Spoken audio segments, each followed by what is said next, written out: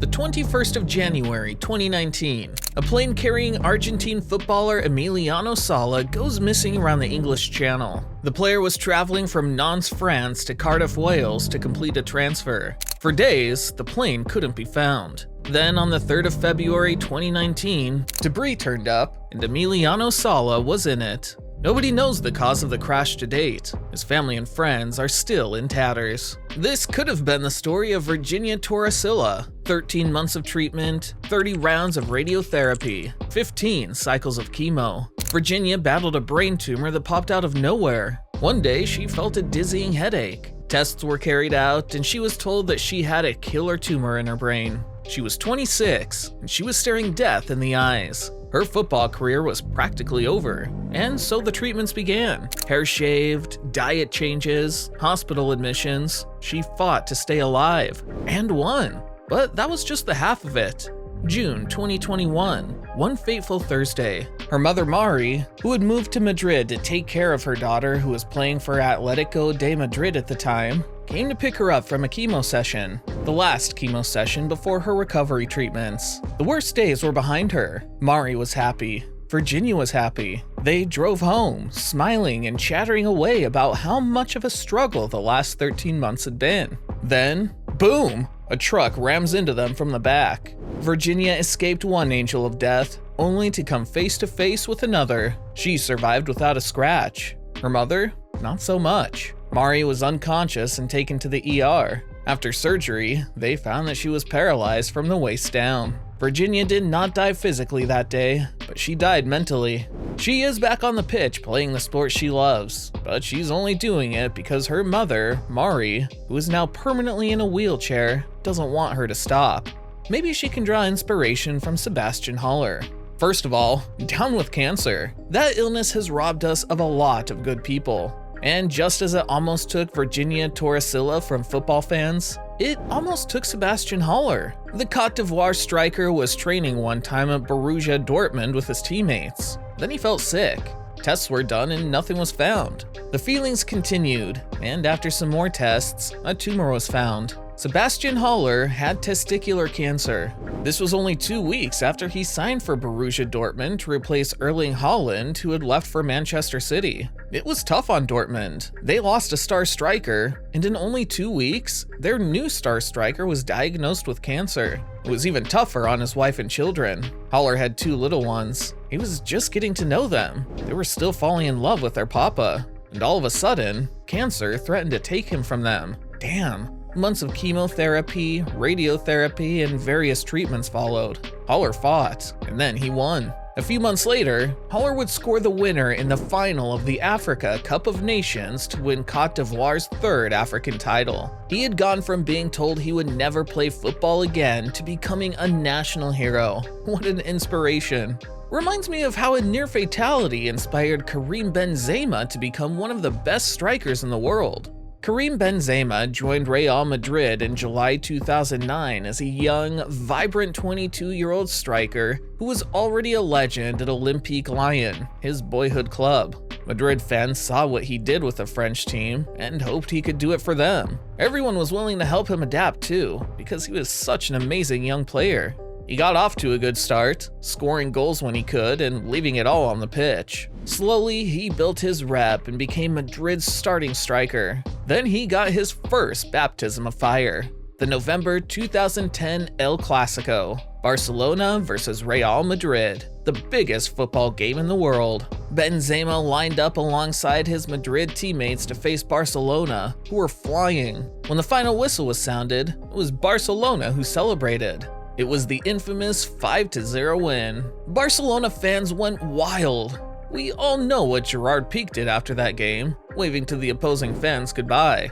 Everyone in the Madrid team was sad, and Jose Mourinho, who was our coach at the time, made sure that the whole team felt his anger at the loss. He gave it to them in the dressing room, and all of them left for their homes in very dull moods. Benzema's thoughts were clouded. He blamed himself for not finishing the chances he got.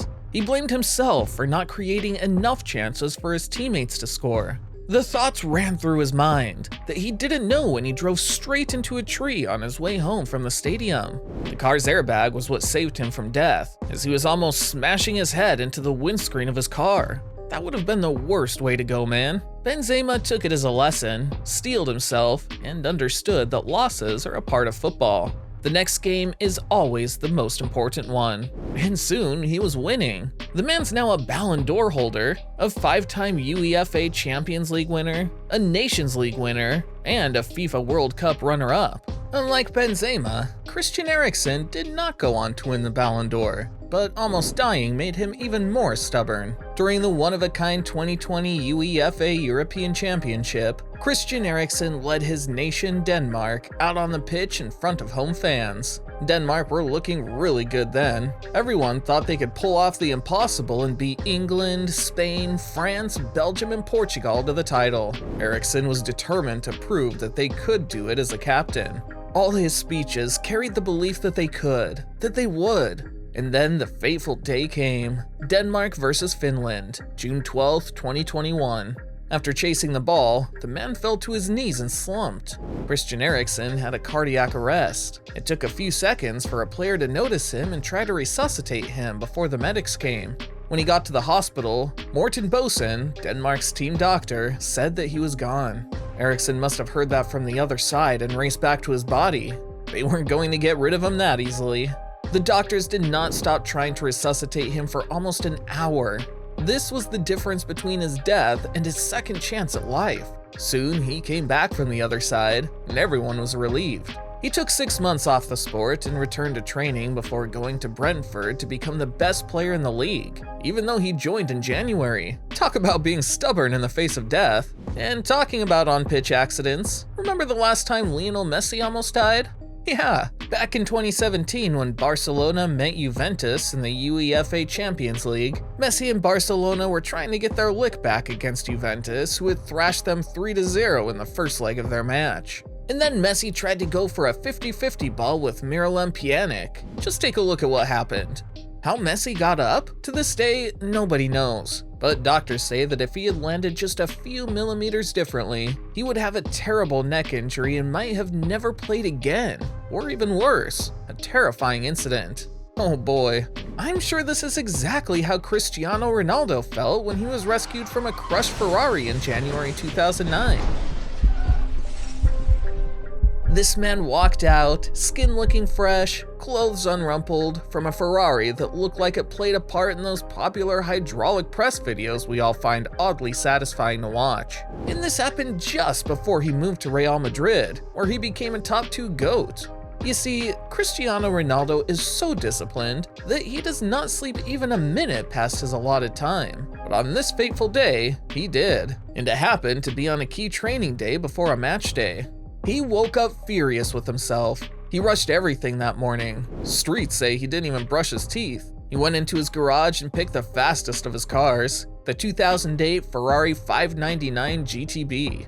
Cristiano Ronaldo fired up that baby and zoomed out of his house at 205 mph. Then he lost control of the car inside a tunnel near Manchester Airport. He crashed into a wall trying to make a bend, and then another barrier in the tunnel. One of the front tires came off the car and rolled to a stop 200 yards away. Traffic came to a halt. Everybody recognized the car. Prayers started going up. People started calling out to him, and then he came out, unscathed. Not even a tear on his clothes. It was goalkeeper Edwin van der Sar, who was also late for training that day, that saw him in the commotion, stopped by, picked him up, and took him to training. Imagine if Messi got in an incident like this. His career would be over. That's such a scary thought. Car crashes, illnesses, senseless violence. Football players have been through it all. In the end, these all go on to show that footballers are humans like you and me. Drop a like and a comment below if you've had any similar experiences.